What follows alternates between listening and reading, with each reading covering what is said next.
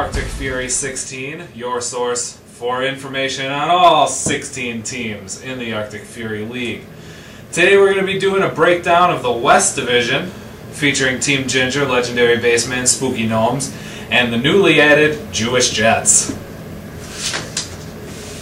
It seems I've received a note here.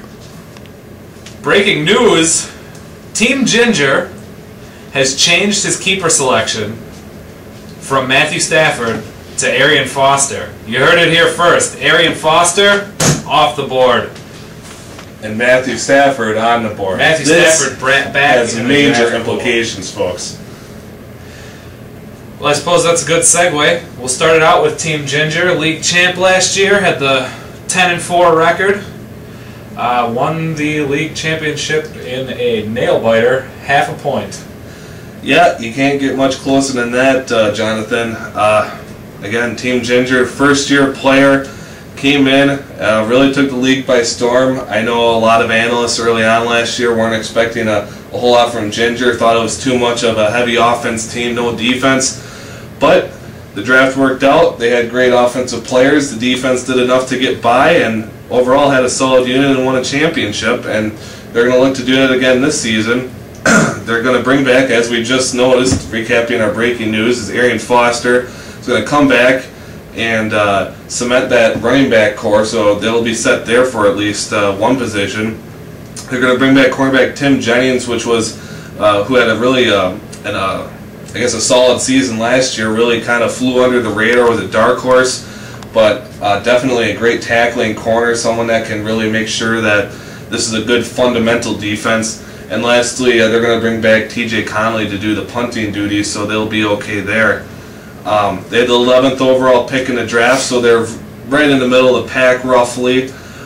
So they're going to be able to find some good players around. I think if your Team Ginger, you just caught ties with Stafford, so quarterback is obviously going to be an immediate need. But from the ways that the press conference sounded, it sounded like they're going to kind of hold off on quarterback. So I wouldn't be surprised to see him take another running back, seeing as how running back, especially now, is really a shallow position. There's not a lot there.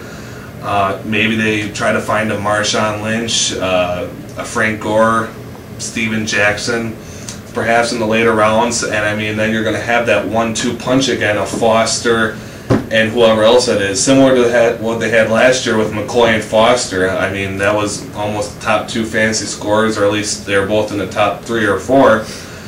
And that really helped propel them to the championship. So I see them going somewhere in that direction. And I think overall that offense is probably going to be built real strong again to compete for another championship. Well, speaking of the strong offense, with their success from last year with that questionable defense, do you foresee them going back into the draft again this year, drafting offensive heavy and kind of putting defense on the back burner? I do. Seeing as it worked for them last year, don't mess with the recipe for success. I would say a lot of people are projecting 6th, 7th round that you start entering defense. I see Team Ginger, just historically from what they've done, maybe waiting until the 10th and really kind of building some depth. And there's nothing wrong with that. If somebody gets hurt, at least you have a solid fill-in. So I would see them staying pretty consistent on the offensive side of the ball. And sometimes defense, depending on positions, can sort of be a crapshoot. Maybe they're able to find a gem in the rough this year. And again, that's what they did last year, and that's all it took for them to win the championship. Way too early for predictions like this, but I gotta ask, do you see Ginger in the championship again? I'm just based solely on keepers. Based on keepers, Foster, you're getting the best running back right now that there is in fantasy. Obviously, he's had some injury problems, but let's say he has a healthy season all the way throughout. I think their offense will be set. But the defense and the special teams worries me. I'm not sure T.J. Connolly was the best pick at punter. I think he maybe should have stuck with the head coach or his kicker, whose names escape me at this time. And lastly, Tim Jennings at corner. Sure, he had a great season, but corners and safeties, the productivity seems to go up and down and change year to year from who's good and who's bad. So can Tim Jennings kind of fall off the radar and become a nobody? Sure. Could he have another stellar season? Absolutely. But looking at it right now, I'm just unsure, especially on the back end, that Team Ginger is going to have defense and special teams to make it back to the big game. I think it'll be a lot like Sunshine Love, where it was a great offense, the defense was a little lacking, they fall short. Can they make the playoffs? Absolutely. Would not be surprised there. But championship, I would say doubtful. You heard it here. Doubtful championship run for the second time. Team Ginger, predicted by Chuck Ramsey. Next, we will move on to a team that was just recently named the most hated team in the league. Legendary Baseman, 9-5 record last year. Tons and tons and tons of free agent signings throughout the year. Free agents pretty much made up this team, just bringing in new people every week. Yet somehow they found a way to win with it, ended up with a 9-5 record toward the top tier of the records as far as all of the records throughout all 4 divisions go. What do you think about them? Well, I think you kind of really hit the nail on the head to begin with. The draft for Baseman was iffy at best. A lot of question marks, and the amount of swapping of players, adding and dropping every week. As soon as a player had sort of a great game, for example, Ryan Kerrigan, I think after week 2 had a fumble return or interception return for a touchdown, he was picked up immediately. And it was those kind of picks that really made up this team. And while Kerrigan was good in future games and not so good in other games, it sort of panned out 50-50. And yes, it did get them to the playoffs with another 9-5 record. But again, it was a lot of free agent acquisitions. It was all hit and miss. And I just don't see that as a successful recipe long term to get to the championship game. I think it starts with drafting. You want to get yourself value, and you want to trade value to try to increase, the value on your team. You want to try to fill the voids in your team, and it all starts with drafting. Sure, free agent acquisitions are nice. They can plug and fill a spot, for a week or two, but how consistent are they really? They weren't drafted for a reason because 1, they were unknown, or 2, past performance indicates they weren't very good. In this scenario, Schaefer took a risk and drafted them, and it paid off. But I don't see this being a very successful strategy long term. But looking ahead to the bright spots on their team, obviously Jordy Nelson, I think, had 13, 14, 15 touchdowns. I would expect him to have similar production this year. I think with that passing attack in Green Bay, that was obviously a great keeper selection. I know it was hard getting rid of Victor Cruz, but you had to keep one, and he stuck with Nelson. I think it was the better pick overall. Again, their linebacking core and their defense, again, was great. They're going to bring Curtis Lofton of that linebacking core back. So that's one piece of the puzzle that's going to be key to making sure the defense holds up its end of the deal. And lastly, Mason Crosby as kicker, I think, is another great selection at special teams with the offense that scores a lot of points. There'll be a lot of extra point kicks, a lot of field goal opportunities. So I think the keeper selections, all in all, were very solid. They had the 16th, the last pick in the first round, so they're going to have back-to-back picks. They have their wide receiver, so I wouldn't be surprised if Baseman goes right out and tries to get the best quarterback possible. And then maybe follow that up with a running back, get a position across the board, QB, running back, wide receiver. Seems pretty straightforward. I don't see him taking defense early. I think that would be a bad move. I don't, maybe he brings back Jimmy Graham with that second pick. It all remains to be seen, but I would definitely see it on the offensive side of the ball, and I don't think he takes another receiver. I think he'll stay with Nelson and try to build around him and try to fill wide receiver in later rounds. And for a team like Baseman that had all those free agent acquisitions and signings, with this new free agent cap in place where you only have an allotted amount of money to spend on free agents throughout the year, he's going to have to go into the draft drafting the players that he's going to want in that position every week. So that adds a certain aspect, or a new aspect this year, like something that he couldn't do last year. And how do you think that that will impact his team? Well, Commissioner Malang obviously noticed that it was sort of really a race to try to get the hottest free agent, from each week, and a lot of times it was Baseman that was the first one to get him. And again, for everybody, picks pan out or they don't, and they're dropped the next week or 2 weeks or what have you. With this new auction system, it's going to be a lot more competitive. Transactions will take place every day, but I think it was Tuesday is where there would be no transaction day for any free agent selections. But the main point of this program is it's going to be a lot more competitive. The people are going to be bidding fantasy dollars on free agents, and let's say you would place a bid on a player on a Wednesday morning, and I bid a player Wednesday afternoon. Let's say your bid was $3 and mine was $5. Come Wednesday evening or Thursday morning at midnight, the transaction would take place and I'd receive the player. What you don't know is how much the other person is bidding and who exactly you're bidding against.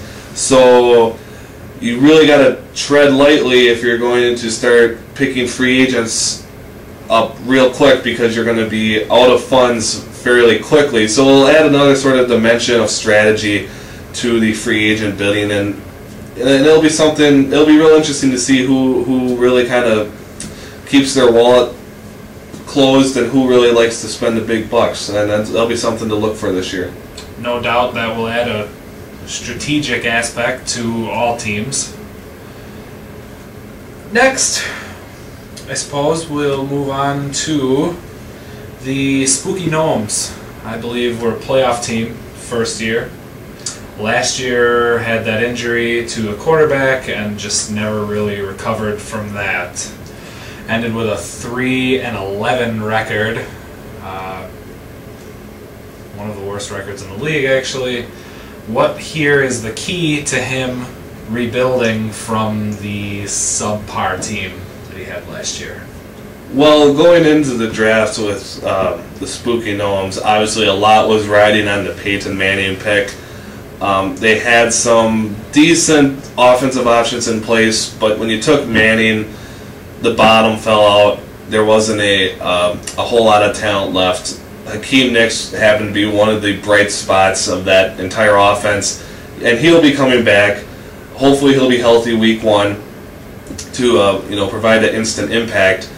But boy, that was a really tough season for him to go without his quarterback, and to really kind of have scarcity in the free agent market. Actually lost his second quarterback also. When Manning went down, Jason Campbell was implemented, and Jason Campbell also went down. And then he relied to Fitzpatrick, and Fitzpatrick did a serviceable job, but he's obviously not going to be a top 5 pick in any fantasy draft anytime soon. Right. So it really set him back, and they really stumbled, and it was really hard to see after such a great initial season, making it to the semifinals. You went into this past season thinking, boy, you got Manning, you got Nicks, you got some talent on offense. This team could really make a great run, and it was hard to see him fall short. But as stated earlier, they're bringing Hakeem Nicks back, and that is a real positive. And in addition to that, they're going to be bringing D'Angelo Hall back, who was a great cornerback last year. And with corner being sort of I guess the talent pool is limited there, I think it was key to help them bring back D'Angelo Hall to kind of strengthen that secondary. And then lastly, Andy Reid and him have to implement some sort of new draft strategy to try to bring some players in that are really going to succeed in their playbook. But I think overall, Andy Reid's been a great coach for a number of years. I think it was a good thing that they gave him at least one more year here to try to turn this team around. They had the 5th overall pick, so fairly early. If they're looking for a quarterback, maybe they go and they try to take Matthew Stafford, the quarterback that's available now that we talked about at the top of the show. But then he runs the same risk because Stafford, again, hasn't been the healthiest player either. So does he want to take that risk? It remains to be seen. Otherwise, maybe if he doesn't go quarterback, I guess he'd go running back and receiver, but it looks like McCoy will be gone by then. Top tight end Gronkowski could be gone by then. So I don't know if wide receivers warranted that high. So he's really in a tough position right now as far as the draft goes. I say if Stafford's there, you take him, though. And Spooky Gnomes this year very well could be a team that ends up with 2 solid starting quarterbacks, just in fear of a repeat of the last year. Last team in this division is a newcomer this year, Jewish Jets. Fantasy veteran, not played in our fantasy league. However, he is expected to come in, fill the extreme void that was left last year by the Colorado Bulldogs, who failed to show up for any game. What are your opinions? What are your thoughts on the Jewish Jets? Well, I really like that. First off, it's a veteran fantasy player coming in. I think it gives a lot of juice to a division that last year that was really a 2-team race. I think this really sort of evens the playing field. It's going to make the entire division that much more interesting. Given that he was given a selection of keepers based on who people didn't initially want, and with those picks, he took Ray Rice. Pretty standard procedure there as far as a veteran fantasy player to take a solid running back. He took James Laurinaitis, which had a breakout year and is now one of the elite linebackers in the league. So he's got his running back, he's got his linebacker, and he took Steven Gostkowski, which is another solid pick. With the New England Patriots scoring as many points as they do, he should provide some value there. Looking ahead to the draft, they have the 2nd overall pick. With him being a veteran fantasy owner, I think it's sort of embedded that you go and you take offense, you hold off on your defense. So I would expect him to really go offense heavy through the first 6, 7, 8 rounds of this draft. Really have a good supply depot of players. And with that first pick, Stafford's on the board. Quarterbacks get a lot of points in our league. I think it'd be a very safe option. Otherwise, if McCoy doesn't come off the board at 1, can you imagine Ray Rice and McCoy being on the same team, back-to-back running back pair? That would be a juggernaut. So I think you go quarterback, running back. He's going to go offense, and I think it's going to be one of those 2 positions. Well, I think that concludes it in the West. Thank you very much again, Mr. Ramsey. Also breaking news, Back Pocket has traded out of the first round. We'll have full details on that on our 4th and final installment of our preseason shows when we outline the Southern Division.